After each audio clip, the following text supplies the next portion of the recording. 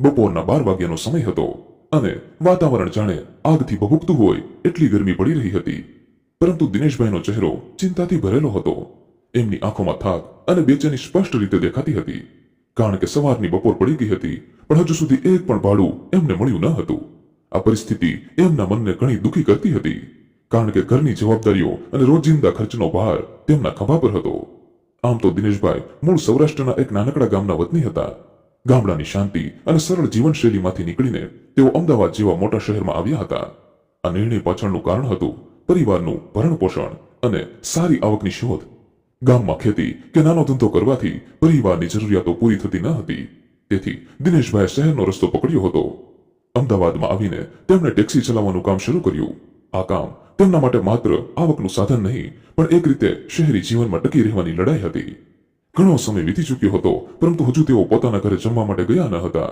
ભાડું મળે તો જ ઘરે જઈશું એવું એમણે મનમાં નક્કી કરી રાખ્યું હતું. પણ ગ્રાહકોની અછત અને શહેરની ગરમીએ તેમના ધીરજની કસોટી કરી રહી હતી. એસજી હાઈવે પર ઉભેલી ટેક્સીની આસપાસ અન્ય ડ્રાઈવરો પણ ગ્રાહકની રાહ જોતા હતા. પરંતુ દિનેશભાઈની આંખોમાં એક અલગ જ ચિંતા હતી. તેમના મનમાં પરિવારની જવાબદારીઓ, બાળકોની શાળાની ફી, ઘરનું ભાડું અને રોજબરોજના ખર્ચના વિચારો ઘૂમતા હતા. દિનેશભાઈની આ વાત એક સામાન્ય ટેક્સી ડ્રાઈવરની નહીં, પરંતુ એક એવા માણસની છે જે ગામડાની માટીને છોડી શહેરની ધમાલમાં પોતાનું સ્થાન શોધવાનો પ્રયાસ કરી રહ્યો હોય છે. અને પછી એમની સાથે જે ઘટના બને છે એ સાંભળીને તમારું પણ હૃદય દ્રવી ઉઠશે. હજુ દિનેશભાઈ ત્યાં ને ત્યાં જ ઊભા હતા. તેમના હાથ ટેક્સીના સ્ટીયરિંગ પર ટેકવેલા હતા અને મનમાં વિચાર કરતા હતા કે ક્યાંક આજે ખાલી હાથે જ ઘરે ના જવું પડે. એટલી જ વારમાં અચાનક ધૂળવાળા રસ્તા પરથી એક યુવતી આવી, જે લગભગ 22 વર્ષની લાગતી હતી અને એ ઝડપથી તેમની ટેક્સી તરફ આવી પહોંચી. તેનો ચહેરો ગંભીર હતો. બેની આંખો અને ચહેરા પર એક અજાણી ચિંતા. તેને ખંભે એક નાનું બેગ હતું અને હાથમાં એક ફાઇલ. તે દિનેશભાઈની નજીક આવી અને થોડા ધ્રુજતા અવાજે બોલી, ભાઈ, મારે ભાવનગર જવું છે. મારા પપ્પાને લઈને કૃપા કરીને અમારી મદદ કરો. દિનેશભાઈએ એક ક્ષણ માટે તે યુવતી તરફ જોયું. તેના શબ્દોમાં એક એવી વેદના હતી કે દિનેશભાઈનું હૈયું થોડું દ્રવી ગયું. તેમણે શાંતિથી પૂછ્યું, બેન, શું વાત છે? બધું ઠીક છે ને? યુવતીની આંખોમાં આંસુ છલકાઈ આવ્યા અને તેણે હળવા અવાજે દિનેશભાઈને કહ્યું કે મારા પપ્પા, તેઓ બહુ બીમાર છે.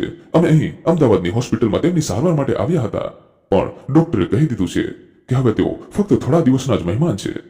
તેનો અવાજ ભરાઈ ગયો. અહીં અમારું કોઈ નથી. મારા પપ્પાને હવે ભાવનગર ઘરે લઈ જવા છે, પણ તેઓ એવી હાલતમાં નથી કે બસ કે ટ્રેનમાં જઈ શકે. કૃપા કરીને તમે અમને ત્યાં પહોંચાડી દો. હું તમારું જેટલું ભાડું થાય એ આપી દઈશ. દિનેશભાઈનું હૃદય ભરાઈ આવ્યું.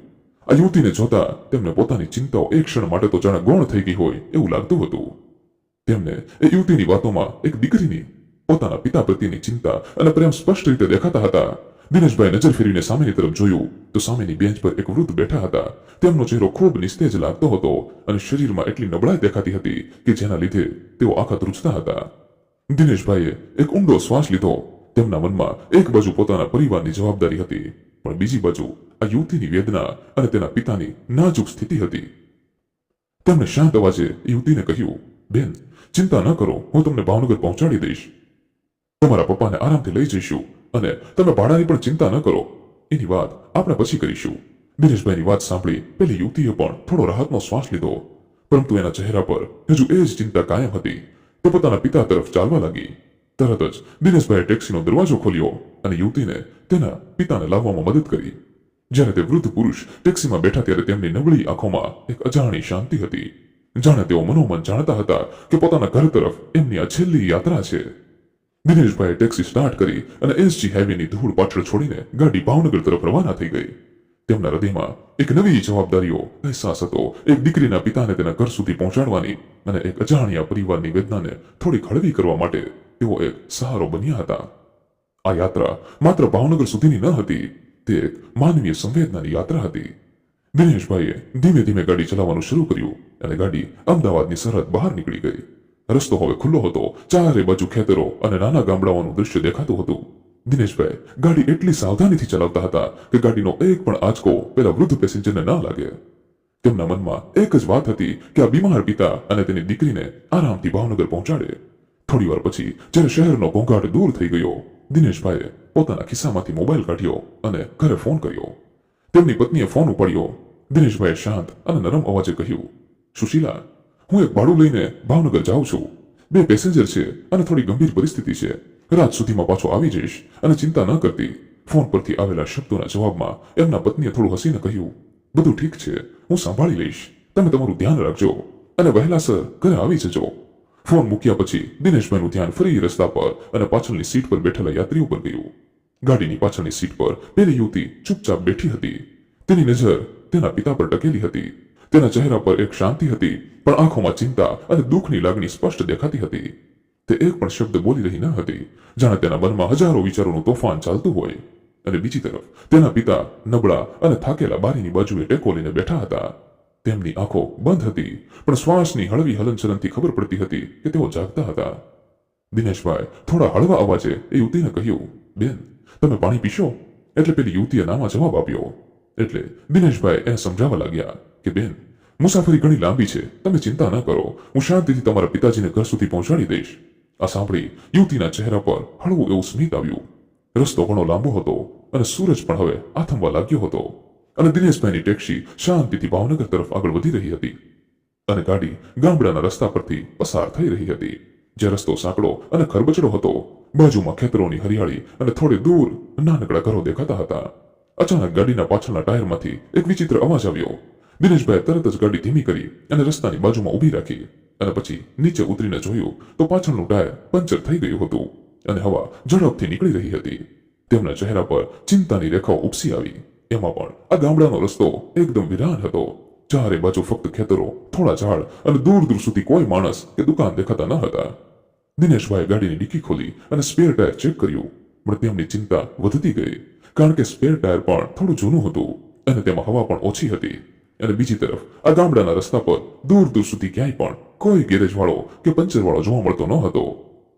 થોડી વાર માટે તો દિનેશભાઈ મનમાં મૂંઝાયા કે પેલી દીકરીને હવે શું કહેવું. પછી તેણે થોડી હિંમત કરીને ગાડીમાં બેઠેલી યુવતીને કહ્યું, બેન, ગાડીમાં પંચર પડી ગયું છે, પરંતુ તમે ચિંતા ન કરો, હું હમણાં જ આગળ સુધી જઈને પંચર સરખું કરાવી લઉં છું. ત્યાં સુધી તમે શાંતિથી અહીંયા તમારા પપ્પાને લઈને બેસો, હું હમણાં જ જઈને આવું છું. દિનેશભાઈના આ વાક્યો સાંભળી પેલી યુવતીએ ચિંતામાં થોડું એવું માથું હલાવ્યું, પરંતુ એને મનમાં દિનેશભાઈ પર વિશ્વાસ હતો, કારણ કે અત્યાર સુધી દિનેશભાઈ ખૂબ ધ્યાનથી એના પિતાને ઘર સુધી લઈ જતા હતા. એટલે યુવતી પોતાના પિતાને લઈને ત્યાં જ બેઠી રહી અને દિનેશભાઈ ધીમે ધીમે પોતાની ગાડી ચલાવીને આગળ સુધી ગયા કે જેના લીધે કોઈ પંચરવાળો મળી શકે. તેઓ સાવધાનીથી ધીમે ધીમે ગાડી ચલાવી રહ્યા હતા કે થોડે આગળ એમને કોઈ મળી રહે, પરંતુ 1 કિલોમીટર જેટલું ગયા પછી પણ કોઈ પણ એમને જોવા મળતું ન હતું. હવે તો ટાયર એટલો ઘસારો આપતા હતા કે એના લીધે ગાડી ચલાવવી પણ મુશ્કેલ પડતી હતી. માંડ માંડ કરીને તેઓ થોડે આગળ ગયા અને નાનકડા ગામના પાદરમાં એને એક દુકાન દેખાય, જેમાં બહાર થોડા ટાયરો ટીંગાવેલા હતા. આ જોઈ દિનેશભાઈએ થોડો રાહતનો શ્વાસ લીધો અને તેઓ ઝડપથી એ નાનકડી દુકાન સુધી ગયા. પંચરવાળાને ગાડીનું પંચર સરખું કરવાનું કહી દીધું અને તરત જ પોતાના ખિસ્સામાં હાથ નાખીને જોયું તો ફક્ત 150 રૂપિયા પડેલા હતા. એટલે પહેલા તો એમને થયું કે ગામડામાં એક ટાયર પંચરના એટલા રૂપિયા તો આરામથી થઈ જશે, પરંતુ એમાં પણ કિસ્મતે એમનો સાથ ન આપ્યો. ગેરેજવાળાએ એને જણાવ્યું કે ઓછામાં ઓછો 2-3 હજારનો ખર્ચો થઈ જશે, કારણ કે ટાયર ખરાબ રીતે પંચર થઈ ગયું છે. એની વાત સાંભળી દિનેશભાઈ તો ચિંતામાં મુકાઈ ગયા, કારણ કે પોતાની પાસે તો અત્યારે એટલા રૂપિયા પણ ન હતા. અમદાવાદથી નીકળતા પહેલા એણે પોતાની ગાડીમાં પોતાની પાસે રહેલા રૂપિયાનો ગેસ પુરાવી લીધો હતો, જેથી તેઓ આરામથી ભાવનગર પહોંચી શકે. અને આમ તો તેઓ ક્યારેય પણ અમદાવાદથી બહાર ભાડા કરતા ન હતા, પરંતુ આ યુવતીની ચિંતા જોઈને તેઓ એટલે દૂર સુધી જવા માટે તૈયાર થઈ ગયા હતા. અને એને તો સપનામાં પણ ખ્યાલ ન હતો કે તેઓને એટલે દૂર સુધી ભાડું કરવાનું થશે, જેના લીધે પોતાની પાસે રોકડી રકમ પણ હાજર ન હતી. પછી એમણે ગળગળા અવાજે ગેરેજવાળાને કહ્યું, ભાઈ, મારી પાસે રોકડા રૂપિયા તો નથી, પરંતુ અત્યારે તમે એક કામ કરો, મારી આ સોનાની વીંટી તમારી પાસે રહેવા દો. મારી ગાડીમાં પેસેન્જર છે જેને મારે તાત્કાલિક ભાવનગર પહોંચાડવા પડે એમ છે. હું એમને મૂકીને ફરી આ જ રસ્તા પરથી ચાલીશ અને તમને તમારા રૂપિયા આપી દઈશ. ત્યાં સુધી તમે મારી આ સોનાની વીંટી તમારી પાસે રહેવા દો. આટલું બોલતા એની આંખો ભીની થઈ ગઈ, કારણ કે દિનેશભાઈના હાથમાં રહેલ એ સોનાની વીંટી એના પિતાજીની છેલ્લી નિશાની હતી, જેને તેઓ હંમેશા પોતાની પાસે રાખતા હતા. પરંતુ આજે એના પિતા જેવડી જ ઉંમરના બીજા વ્યક્તિ આવી રીતે હેરાન થઈ રહ્યા છે એ દિનેશભાઈ જોઈ શકે એમ ન હતા, જેના લીધે એને આ પગલું લેવાનું નક્કી કર્યું હતું. કારણ કે એના પિતાજીએ એને ખૂબ સારા સંસ્કાર આપીને મોટા કર્યા હતા, જેનું પાલન એ આજ સુધી કરી રહ્યા હતા. પછી તો દિનેશભાઈ પોતાની સોનાની વીંટી એક ગેરેજવાળાના હાથમાં આપી અને અડધી કલાક પછી એમની ગાડી પહેલા જેવી સરખી ચાલવા લાગી અને તરત જ એક પણ મિનિટનો વિલંબ કર્યા વગર દિનેશભાઈ પોતાની ગાડી લઈને આ લોકો સુધી પહોંચી ગયા. ગાડીને આવતા જોઈ પેલી યુવતીના ચહેરા પર થોડી ચમક આવી કે હવે તે આરામથી પોતાના પિતાને ઘર સુધી પહોંચાડી દેશે. ફરી ગાડી ભાવનગર સુધી જવા માટે આગળ વધી. આ બધાની વચ્ચે દિનેશભાઈના હૃદયમાં તો એક અનોખું દુઃખ અને સંતોષનું મિશ્રણ થતું હતું. એક બાજુ પોતાના પિતાની યાદગીરીનું બલિદાન અને બીજી તરફ એમના પિતા જેવડી જ ઉંમરના વૃદ્ધને પોતાના ઘર સુધી પહોંચાડવાની આશા. દિનેશભાઈની ટેક્સી ઘણી લાંબી અને મુશ્કેલી ભરી મુસાફરી પછી આખરે ભાવનગરની સીમા સુધી પહોંચી ગઈ. રાતનો સમય થઈ ચૂક્યો હતો એટલે રસ્તાઓ શાંત અને એકદમ ખાલી હતા. પેલી યુવતીએ રાહત અને ઉત્સાહથી ભરેલા ચહેરા સાથે રસ્તાની બાજુમાં એક નાનકડા જૂના ઘર તરફ ઇશારો કર્યો. દિનેશભાઈએ ધીમે ધીમે ગાડીને તે દિશામાં આગળ વાળી. તેઓ હૃદયમાં એક સંતોષની લાગણી અનુભવતા હતા. ગાડી જેમ જેમ કરીને નજીક આવતી ગઈ યુવતીના ચહેરા પર એક અનોખું સ્મિત ખીલવા લાગ્યું. તેણે એક ઊંડો રાહતનો શ્વાસ લીધો, જાણે આખી યાત્રાનો ભાર તેના ખભા પરથી ઉતરી ગયો હોય એવું લાગતું હતું. તે ધીમેથી ભાવુક અવાજે બોલી, બસ ભાઈ, અહીં ગાડી ઊભી રાખો, અમારું ઘર આવી ગયું. એટલે દિનેશભાઈએ તરત જ યુવતીએ કહેલ રસ્તા પર ગાડી ઊભી રાખી. ચારે તરફ શાંતિ છવાયેલી હતી. દિનેશભાઈએ પેલી યુવતીને કહ્યું કે બેન, ચાલો હું તમારા પિતાજીને અંદર સુધી લઈ જવામાં તમારી મદદ કરું. દિનેશભાઈ પાછળના દરવાજા પાસે ગયા. વૃદ્ધ માણસ શાંતિથી બેઠા હતા. તેમની આંખો અડધી બંધ પણ ચહેરા પર એક હળવી રાહત દેખાતી હતી, જાણે તેઓ જાણતા હોય કે તેઓ પોતાના ઘરે પાછા ફર્યા છે. દિનેશભાઈએ યુવતી સાથે મળીને વૃદ્ધને ધીમે ધીમે ગાડીમાંથી બહાર લાવ્યા અને તેમણે એક હાથથી વૃદ્ધના ખભાને ટેકો આપ્યો, જ્યારે યુવતીએ બીજી બાજુથી એના પિતાજીને પકડી રાખ્યા. રાતની ઠંડી હવામાં ત્રણેય ધીમે ધીમે ઘરના દરવાજા તરફ ચાલ્યા. અંદર પ્રવેશતા જ એક અજાણી શાંતિ અને ઉજ્જળતાનો માહોલ દેખાતો હતો. ચારે તરફ વસ્તુઓ આમ તેમ પડેલી હતી. જૂની ખુરશી એક ખૂણામાં મૂકેલી હતી અને ટેબલ પર ધૂળનું થડ ચડી ગયું હતું. એક ખાટલો દિવાલને ટેકે પડેલો હતો, જાણે કેટલાય વર્ષોથી આ ઘરમાં કોઈના પગ ન પડ્યા હોય, પણ તેમ છતાં આ ઘરમાં યાદો અને પ્રેમ ભરેલા હોય એવું મહેસૂસ થતું હતું. દિનેશભાઈ શાંતિથી પેલા વૃદ્ધને એમના ખાટલા પર સુડાવ્યા અને પછી વિચાર આવ્યો કે પેલી યુવતીનો ગાડીમાં રહેલ સામાન ઘર સુધી પહોંચાડી દે અને પછી પોતાનું ભાડું લઈને તરત જ પોતાના ઘરે જવા માટે નીકળી જાય. તેઓ ઘરની બહાર નીકળ્યા અને બહાર જઈને જોયું તો ત્યાં કોઈ પણ હાજર ન હતું. એટલે એમણે જાતે જ ગાડીની ડિક્કીમાંથી એક નાનકડું બેગ અને હોસ્પિટલની ફાઇલ બહાર કાઢી અને દરવાજા પાસે ઊભા રહીને જ બૂમ પાડી, બેન, તમારો સામાન લઈ લો. પરંતુ ઘણીવાર સુધી કોઈ પણ જવાબ ન મળ્યો.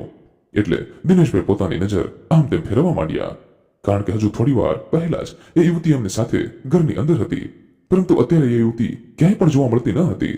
એટલે તેઓ પોતાના હાથમાં એ બેગ અને ફાઇલની થેલી લઈને અંદર સુધી ગયા અને ફરી એ યુવતીને બોલાવવા લાગ્યા. ઘણી વાર સુધી બોલાવ્યા પછી પણ યુવતીનો જવાબ ન આવ્યો. એટલે દિનેશભાઈને થયું કે તેઓ ફ્રેશ થવા માટે અંદર રૂમમાં જતા રહ્યા હશે. એટલે દિનેશભાઈ નક્કી કર્યું કે પોતે હોલમાં બેસીને જ યુવતીની રાહ જોઈ લે. પરંતુ જેવા તેઓ સામેની ખુરશી પર બેસવા ગયા કે એમની નજર સામેની તરફ પડી અને પછી જે દૃશ્ય એમણે જોયું એ જોઈને તો જાણે એમના પગ નીચેથી જમીન સરકી ગઈ. મિત્રો, આગળની ઘટનામાં શું બન્યું તેની વાત કરીશું. તેના પહેલા જે પણ લોકો આપણા એપિસોડમાં રેગ્યુલર કોમેન્ટ કરી રહ્યા છે અને આપણા દરેક એપિસોડ નિહાળી રહ્યા છે, તે લોકોના નામ અમે અહીં આનંદ સાથે ઉલ્લેખ કરવા માંગીએ છીએ. તે નામ આ પ્રમાણે છે. સેજલબેન પટેલ યુએસએ થી લખી રહ્યા છે, તમારા દરેક એપિસોડ સરસ હોય છે, હું તમારા દરેક એપિસોડ સાંભળું છું. ત્યારબાદ વિમળાબેન વૈષ્ણવ અમદાવાદથી આપણા એપિસોડમાં ખૂબ સરસ મજાની કોમેન્ટ કરી રહ્યા છે. ત્યારબાદ સુરેખાબેન પટેલ વાપીથી આપણા એપિસોડમાં સરસ મજાની કોમેન્ટ કરી રહ્યા છે. ત્યારબાદ જાડેજા સિદ્ધરાજસિંહ લખી રહ્યા છે, જય માતાજી. ત્યારબાદ વરાહીથી રશ્મિકાબેન પંચાલ આપણા દરેક વિડીયોમાં ખૂબ જ સરસ મજાની કોમેન્ટ કરી રહ્યા છે. દરેક વિડીયોમાં રશ્મિકાબેનની કોમેન્ટ હોય છે, તે બદલ અમે તેનો આભાર માનીએ છીએ. ત્યારબાદ પાટણથી શાંતાબેન લખી રહ્યા છે કે ખૂબ સરસ સ્ટોરી હોય છે ભાઈ આપની. ત્યારબાદ પછીનું નામ છે રુચિતાબેન અમરેલિયા. વિજયભાઈ વી શાહ અમદાવાદથી સરસ મજાની કોમેન્ટ કરી રહ્યા છે. કેતનભાઈ મકવાણા પણ આપણા વિડીયોમાં સરસ મજાની કોમેન્ટ કરી રહ્યા છે. ત્યાર પછીનું નામ છે વિનયભાઈ સોલંકી. ત્યારબાદ કોકિલાબેન પટેલ પણ આપણા દરેક એપિસોડમાં ખૂબ સરસ મજાની કોમેન્ટ કરતા આવ્યા છે. તે બદલ તેમનો પણ અમે હૃદયપૂર્વક આભાર માનીએ છીએ. ત્યારબાદનું નામ છે ઠાકોર ધાર્મિકભાઈ. ત્યાર પછીનું નામ છે ભારતીબેન પંડ્યા. ત્યારબાદ જીયાબેન પટેલ બેંગ્લોરથી લખી રહ્યા છે કે બહુ જ સુંદર કહાની હતી. ત્યારબાદ દરેક એપિસોડમાં કલોલથી નૈનાબેન ગાંધર્વ સરસ મજાની કોમેન્ટ કરી રહ્યા છે. આપ સૌ મિત્રોનો અમે હૃદયપૂર્વક આભાર માની રહ્યા છીએ.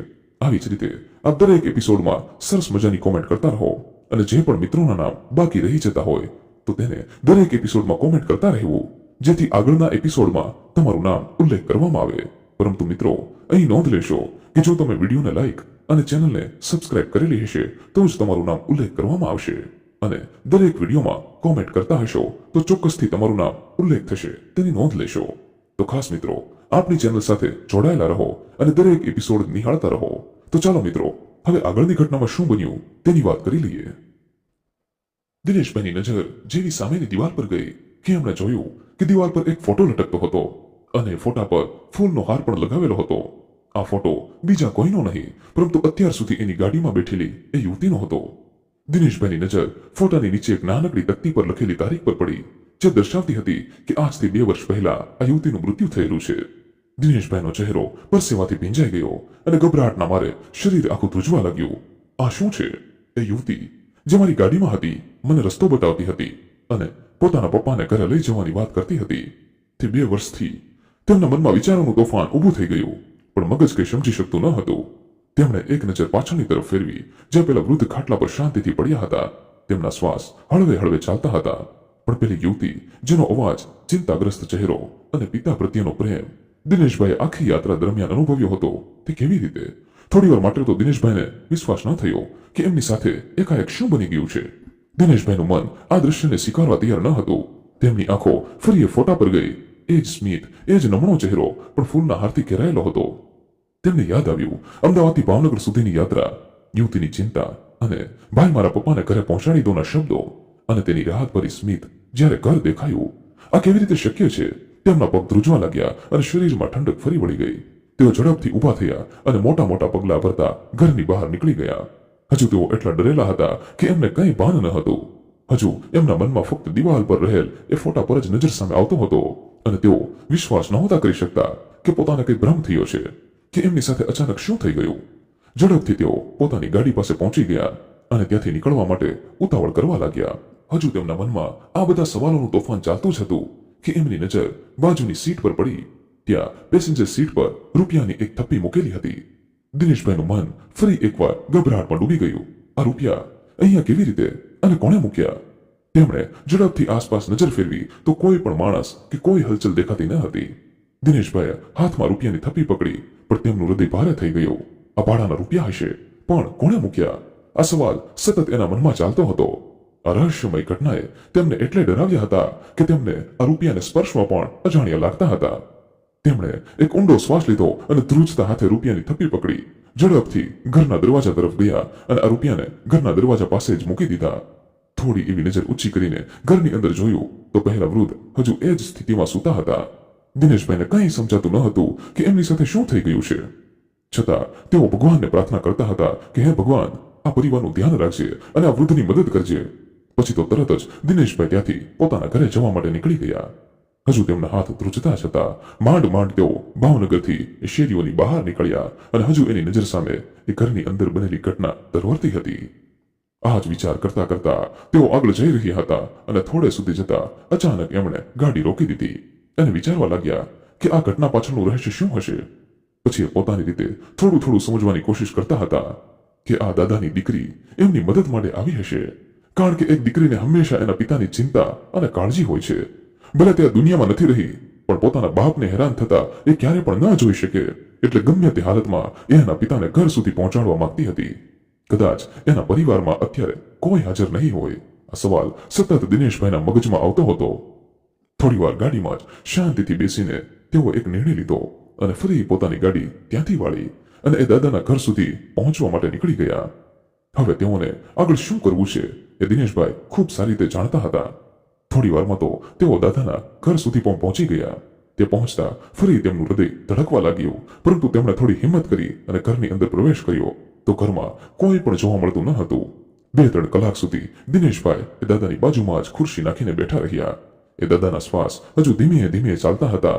એટલી જ વારમાં સવાર પણ પડી ગઈ અને દિનેશભાઈને થયું કે થોડી વાર રહીને આસપાસમાં કંઈક પૂછપરછ કરે, જેનાથી ખબર પડે કે આ દાદાના પરિવારમાં કોણ કોણ છે.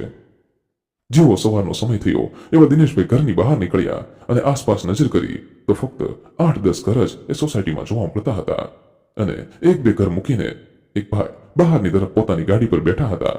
એટલે દિનેશભાઈ તરત જ એમની પાસે ગયા અને એને પૂછવા લાગ્યા, ભાઈ, આ દાદાની તબિયત થોડી ખરાબ છે અને એમના પરિવારમાં કોણ કોણ છે?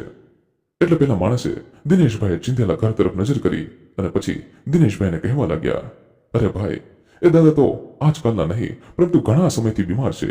બિચારા પોતાની પત્ની અને દીકરીને ખોવાના દુઃખમાં એકલા પડી ગયા છે કે હવે સાજા જ નથી થતા. પરંતુ તમે દાદા વિશે શું કામ પૂછી રહ્યા છો? તમે એના સંબંધી છો?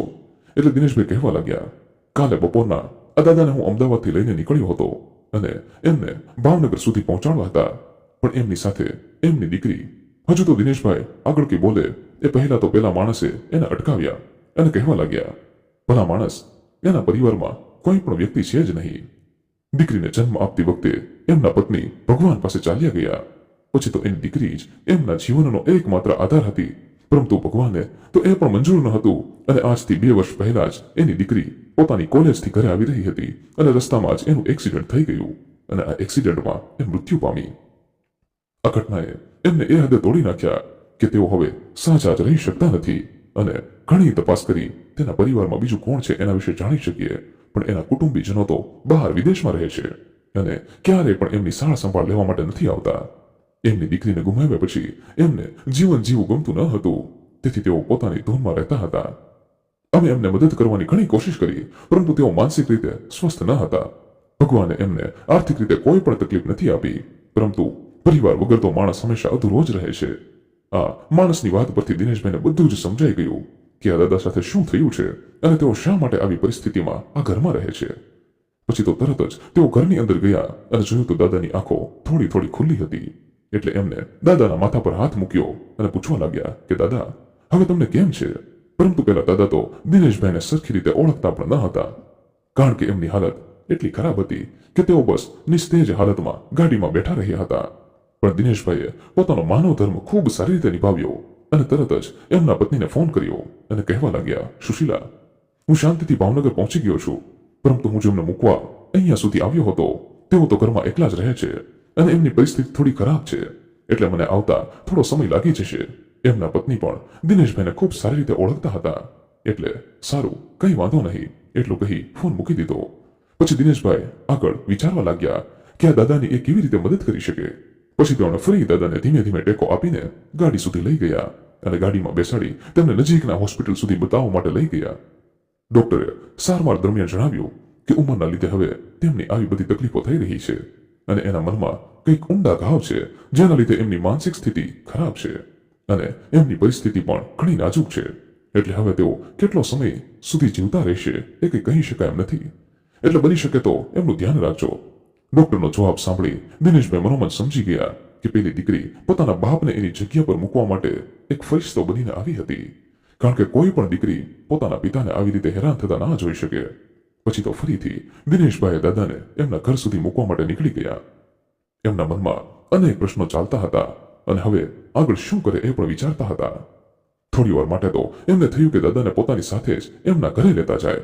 પછી વિચાર આવ્યો કે હવે દાદાની પરિસ્થિતિ એટલી સ્વસ્થ નથી કે પોતાની સાથે આટલી લાંબી મુસાફરી કરી શકે. આ વિચાર કરતા કરતા તેઓ દાદાને પોતાના ઘર સુધી લઈ ગયા અને ફરી એમને એ જ ખાટલા પર સુવડાવ્યા. થોડી વાર માટે દિનેશભાઈ પણ ત્યાં ને ત્યાં બેઠા રહ્યા અને દિવાલ પર લગાવેલી તસવીરને જોતા રહ્યા. હજુ તો તેઓ શાંતિથી બેઠા જ હતા કે અચાનક એમને સંભળાયું કે દાદાના શ્વાસ વધવા લાગ્યા છે અને તેમણે નજર કરી તો દાદાની પરિસ્થિતિ વધારે નાજુક થતી હતી. ઉંમરના અનુભવે એમને એટલું તો જરૂરથી શીખવ્યું હતું કે એમનો છેલ્લો સમય છે, એટલે દિનેશભાઈ ભગવાનનું નામ લેતા જતા હતા અને દાદાના માથા પર હાથ ફેરવતા જતા હતા. હજુ તો તેઓ દાદાને શાંત કરવાની કોશિશ કરતા હતા કે અચાનક એ દાદાની આંખો બંધ થઈ ગઈ. દિનેશભાઈ થોડી વાર માટે એમને જગાડવાની કોશિશ કરી, પરંતુ તેઓ જાગતા ન હતા. અંતે દિનેશભાઈ સમજી ગયા કે દાદાએ દુનિયાને અલવિદા કહી દીધી છે, ફક્ત એમના ઘર સુધી પહોંચવાની જ એમની રાહ હતી.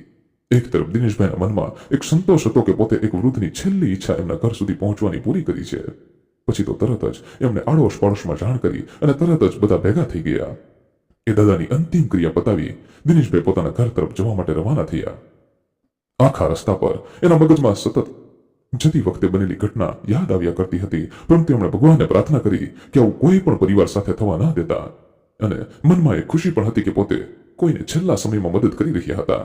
તેઓ ધીમે ધીમે ગાડી ચલાવતા આગળ વધી રહ્યા હતા અને અચાનક એને રસ્તામાં યાદ આવ્યું કે પહેલા ગેરેજવાળા પાસેથી એના પિતાજીની છેલ્લી નિશાની એમની અંગૂઠી પાછી લેવાની છે, પરંતુ પોતાની પાસે રૂપિયા પણ ન હતા, એટલે હવે અંગૂઠી એમને ક્યારે પાછી નહીં મળે એ વિચારથી તેઓ ત્યાં ગયા વગર જ અમદાવાદ જવા માટે નીકળી ગયા.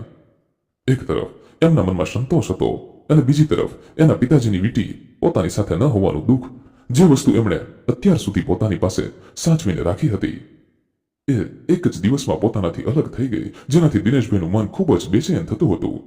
ઘણો લાંબો સફર પૂરો કરીને અંતે તેઓ અમદાવાદ સુધી પહોંચી ગયા અને જેવા પોતાની ઘરે પહોંચ્યા કે એમના બંને બાળકો એના પિતાની રાહ જોઈ રહ્યા હતા. તરત જ પોતાના બાળકો અને પત્નીને મળી દિનેશભાઈ જમવા માટે બેસી ગયા, કારણ કે અત્યાર સુધી એમને સરખી રીતે જમ્યું પણ ન હતું અને થાકના લીધે તેઓનો ચહેરો પણ પડી ગયો હતો. દિનેશભાઈએ પોતાની સાથે બનેલી ઘટનાની વાત એમની પત્નીને કરી અને એમના પત્ની પણ આશ્ચર્યચકિત રહી ગયા કે આવું તો કેવી રીતે બની શકે.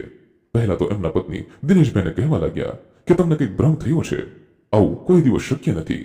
પરંતુ દિનેશભાઈ ફરી એકની એક વાત કરતા હતા, જેના લીધે એમને પત્ની કહેવા લાગ્યા કે જે બન્યું એ તમે એને ભૂલી જાઓ અને હવે જલ્દી આપણે રૂપિયા ભેગા કરીને પિતાજીની છેલ્લી નિશાનીને લઈ આવીશું.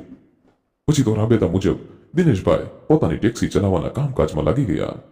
આ ઘટનાને પણ 15-20 દિવસનો સમય વીતી ચૂક્યો હતો અને હવે તો દિનેશભાઈ એ ઘટનાને પણ ભૂલી ગયા હતા. એક દિવસ તેઓ ફરી એ જ રસ્તા પર ઊભા હતા જ્યાં પહેલીવાર એમને પેલી યુવતી પોતાના પિતા સાથે જોવા મળી હતી. એ રસ્તા પરથી નીકળતા દિનેશભાઈને ફરી એ ઘટના તાજી થઈ ગઈ. એ જ સમયે એમના ફોન પર કોઈકનો ફોન આવ્યો, એટલે દિનેશભાઈએ ફોનમાં વાતચીત કરી. સામેવાળા વ્યક્તિની વાત સાંભળી દિનેશભાઈ તો આશ્ચર્યચકિત થઈ ગયા, કારણ કે સામેવાળો માણસ જે વાત કહી રહ્યો હતો એની દિનેશભાઈને કંઈ પણ ખબર ન હતી. દિનેશભાઈના ફોનમાં ભાવનગરથી કોઈ વકીલનો ફોન હતો અને વકીલ ફોનમાં જણાવી રહ્યો હતો કે જે દાદાને તેમને ભાવનગર સુધી પહોંચાડ્યા હતા અને એના અંતિમ સમય સુધી એમની સેવા કરી હતી, એમના નામે એ દાદાએ પોતાની બધી જ પ્રોપર્ટી કરી દીધી છે અને દાદાની બધી જ મિલકતના હકદાર દિનેશભાઈ છે. દિનેશભાઈને તો એ સમજમાં નહોતું આવતું કે આ બધું કેવી રીતે શક્ય બને, કારણ કે દાદા તો દિનેશભાઈને ઓળખતા પણ ન હતા. એટલે વકીલે એની શંકાનું સમાધાન કરતા સમજાવ્યું કે તેઓ દાદાના પરિવાર સાથે ઘણા વર્ષોથી જોડાયેલા છે અને જ્યારે આવું બન્યું ત્યારે એમણે એ દાદાના ઘરની મુલાકાત લીધી હતી અને આડોશી પાડોશી પાસેથી એવું જાણવા મળ્યું કે હમણાં છેલ્લા સમયમાં તમે એમની સાથે હતા અને બાજુવાળા ભાઈની મદદથી તમારા ફોન નંબર પણ અમને મળી ગયા, કારણ કે હોસ્પિટલ જતી વખતે તમે એ ભાઈને તમારા ફોન નંબર આપ્યા હતા, જેના લીધે હું પણ તમારી સાથે સંપર્ક કરી શક્યો છું. એટલે દિનેશભાઈ વકીલને ફોનમાં જ ના કહેવા લાગ્યા, કારણ કે રૂપિયા કે મિલકત પર દિનેશભાઈનો કોઈ પણ હક લાગતો ન હતો અને તેઓ સ્વભાવે પણ ઘણા પ્રામાણિક હતા. એટલે આવી રીતે કોઈ બીજાની મહેનતની કમાણી ના લઈ શકે એવું તે વકીલને સમજાવવા લાગ્યા. પણ વકીલે એને સમજાવ્યું કે બધી જ મિલકતમાં એમનું નામ લખાઈ ગયું છે, એટલે હવે અત્યારે એમાં કોઈ પણ પ્રકારનો ફેરફાર નહીં થાય. દિનેશભાઈ સાથે અચાનક આવી અકલ્પનીય ઘટના બની ગઈ હતી, જેની એમને કંઈ ખબર ન હતી. આ વાતને ઘણા વર્ષો વીતી ગયા અને દિનેશભાઈ હજુ એ મિલકતને એમને એમ જ રહેવા દીધી હતી, કારણ કે તેઓ મનથી સમજતા હતા કે મિલકત પર એમનો કોઈ પણ પ્રકારનો હક નથી, જેના લીધે એમણે સાચવીને આ બધું રાખ્યું હતું. પરંતુ આ એક મદદે એમની કિસ્મતના દરવાજા ખોલી નાખ્યા હતા અને એમની આર્થિક પરિસ્થિતિ પણ ધીમે ધીમે સારી થવા લાગી. પોતાના સંતાનો પણ સારી શાળામાં જઈને શિક્ષણ લઈ શકતા હતા અને જે ઝૂંપડી જેવા ઘરમાં તેઓ રહેતા હતા એની જગ્યા પર આજે 2 માળનું મકાન બનાવીને તેઓ પોતાના પરિવાર સાથે રહે છે. તેઓ મનથી એવું માને છે કે દાદાની અંતિમ ઈચ્છા પૂરી કરીને તેમણે તેના આશીર્વાદ લીધા છે, જેના લીધે તેઓની પરિસ્થિતિ આવી રીતે સુધરી ગઈ છે. થોડા સમયના જ અંતરે દિનેશભાઈ દિવસ રાત મહેનત કરીને રૂપિયા ભેગા કર્યા હતા અને પોતાના પિતાજીની છેલ્લી નિશાની એમની અંગૂઠી પહેલા ગેરેજવાળા પાસેથી લઈ આવ્યા હતા. આ એક ઘટનાએ એમને જિંદગીને પૂરી રીતે બદલી નાખી અને આજે પણ દિનેશભાઈ ક્યારેક ક્યારેક એ દાદાના ભાવનગરવાળા ઘર સુધી આંટો મારવા માટે જતા રહે છે, કારણ કે તેઓ માને છે કે પોતાના જીવનમાં જે કંઈ પણ ફેરફારો થયા છે એ ફક્ત આ દાદાના લીધે જ થયો છે. પછી તો તેઓ શાંતિથી પોતાના પરિવાર સાથે એનું જીવન પસાર કરવા લાગ્યા. વહાલા મિત્રો, આ ઘટના પરથી આપણને એટલું તો જરૂરથી શીખવા મળ્યું કે માણસે હંમેશા બીજાની મદદ કરવા માટે તત્પર રહેવું જોઈએ, કારણ કે તમારી કરેલી મદદ કયા સ્વરૂપમાં તમને પાછી મળે છે એની તમને કોઈ પણ કલ્પના હોતી નથી. અને બીજું એ પણ જાણવા મળ્યું કે એક દીકરી ક્યારેય પણ પોતાના પિતાને હેરાન થતા ન જોઈ શકે, પછી ગમે તે કરવું પડે એ પોતાના પિતાની મદદ માટે હંમેશા તૈયાર રહે છે. અને દિનેશભાઈ જેવા ઓછા લોકો અત્યારના સમયમાં જોવા મળે છે જે પોતે પોતાનો સ્વાર્થ છોડીને બીજાની મદદ કરે છે. જેથી ક્યારે પણ લાલચમાં આવીને બીજાની મદદ ન કરો, નિસ્વાર્થ ભાવે જેમની મદદની જરૂર છે તેમને મદદ કરો, જરૂરિયાતમંદને કરેલી મદદ ભગવાન તમને વધારે વળતર સાથે ચૂકવે છે, જેથી તમે ક્યારે પણ કલ્પના નહીં કરી હોય.